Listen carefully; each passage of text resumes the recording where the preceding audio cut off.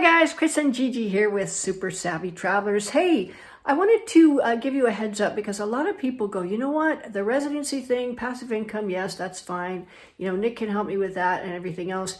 And it all works. But the biggest hurdle for a lot of people is finding a rental because you have to come over and live here until they check on you, make sure you're living here. You have to have a rental contract and an address here because the police come out, they check on you, they make sure you live here, and then they'll activate your residency. So if you don't have that, you can't get it. And it's difficult. The rental market is different over here. You know, with many times you have to bring your furniture, you have to bring your own kitchen, all these other things. And if you don't speak Italian, it can just be overwhelming. Well, we have the solution for that. We have rentals available. We have a beautiful brand new one-bedroom apartment in Santa Domenica Talao.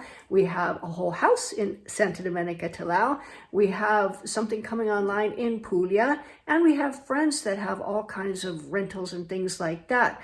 With our properties, you come and you just have your toothbrush. The internet is set up, the heat and cooling is set up, everything you need is set up, and we have a special contract which by mutual agreement we can break. So you come over and you find your perfect place, you know, and you got your residency, but the contract has to be for at least a year or it's not valid. In that case, we can by mutual agreement go, okay, fine, end of contract, you're done, move into your new house. Yay, that's wonderful. So I did want to let you know that there are solutions available, quite a few actually, and some are really, really easy to where you don't have to bring anything but your suitcase and your toothbrush.